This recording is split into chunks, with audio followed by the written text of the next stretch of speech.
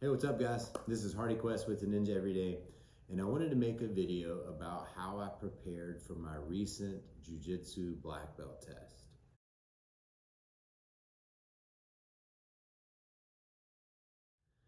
On December 10th, 2021, I had an opportunity to test in front of my Jiu-Jitsu instructor, Professor Roy Dean, for my Brazilian Jiu-Jitsu black belt. And it was an incredible experience. It was a really powerful rite of passage that has meant a lot to me mentally, especially as I've processed the events after the fact. I had to get ready for this test, and I had a ton of pressure because if you go to Professor Roy Dean's YouTube channel, you can see videos of his other black belts and their tests and their demonstrations and their randori, and they're all amazing. I can't encourage you to go watch them enough. If you're a fan of jiu-jitsu, spend a lot of time on Professor Dean's YouTube channel. But I had all this pressure. I've done demonstrations before, but nothing like this. These demonstrations are like 20 to 30 minutes long. Just a ton of techniques, a ton of escapes and combinations and guard passes and sweeps, and a really daunting task.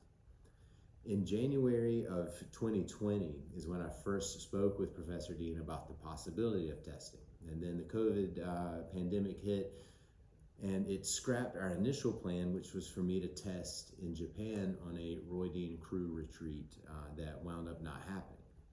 So we shifted focus, and we rode out the pandemic until things looked like we could schedule a seminar, and then we scheduled it for this December.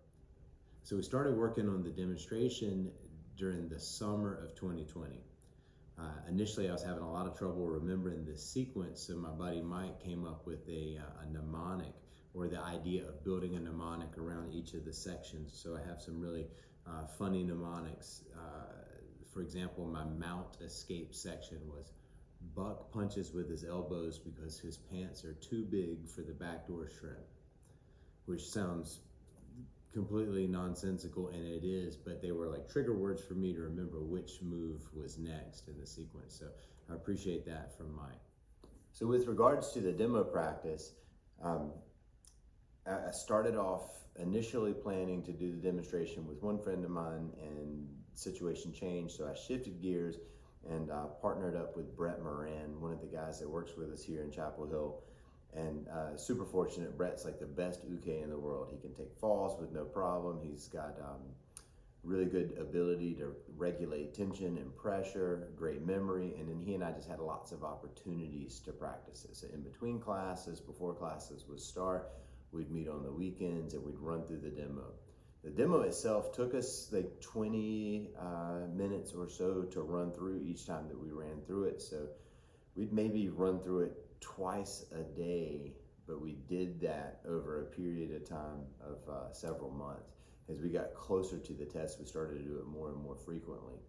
What was crazy about it is as we would do it, like I would sort of set my resolve to, all right, we're going to go through the process for 20 minutes, and we would go through it, and when it was done, it literally felt like we just started. The demo practice was one of the best things I could have done for my jiu-jitsu. It really polished up the way I entered into a bunch of submissions, the sort of grips I would establish to set up my next grips and that sort of thing. So I didn't think it was going to be what it was. I thought it was going to be stressful. I thought it was going to be a big test of my memory to be able to put things together. To be honest, it was a wonderful practice just to polish up and tighten up the techniques that I was using. The first thing I did with regards to getting ready for the test was just upping my jiu-jitsu. I went to a neighboring town in Cary, North Carolina, and I started training at TFTC, which is an amazing gym run by Brad Acosta, and I trained with Brad and his black belts and Mike Heidloft and the morning crew there, and just upped the mat time that I had. And then I got another coach. I got a fitness coach. Even though I am a personal trainer and I know how to program workouts, I know how to do this, I just wanted somebody else to help me with the decision fatigue part of things, to help me monitor what I was doing, monitor my progress. So I went with Kelly Cox from Randori Bodywork, and Kelly did an amazing job putting together a program for me at about 7 to 8 weeks out from the actual test. I felt like I really boosted my endurance and cardiovascular capacity, whether that showed or not during the test. I know I was better off because of that training. I focused a lot on my recovery. I saw Kelly Cox again with Randori Bodywork. He's an amazing bodywork specialist, and he helped keep me loose and keep me moving as we were getting ready. I did a lot of PT. I went to Virginia Lanier and got dry needled several times just to keep myself moving as smoothly as possible. I saunaed 4 or 5 times a week, and while I was in the sauna, I took an opportunity of that downtime to really increase my Wim Hof breathing method practice. I started doing 4 to 5 rounds of that 4 or 5 times a week in hopes that it would just build my overall lung capacity in a way that wasn't physically beating me up anymore, because with my increased jiu-jitsu and my workouts, I was already physically doing about as much as I wanted to do. The other thing that I took advantage of during that sauna time was I built a visualization practice, visualize my demonstration and to visualize myself rolling.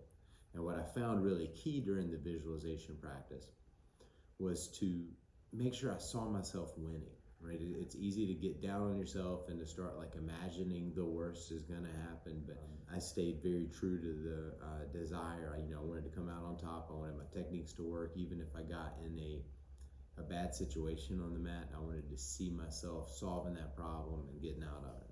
If you haven't watched the video, I'll post a link to the actual demonstration video in the description below. What an incredible experience. What an incredible rite of passage. It's a lot of pressure now. I didn't feel that much pressure as a brown belt. I did for a little while, but then, I wasn't a black belt and I was sort of out on my own at our own school. But now, I feel a lot of pressure. So think about that as you keep going. All right, friends, thanks for watching. Until next time, Ninja every day.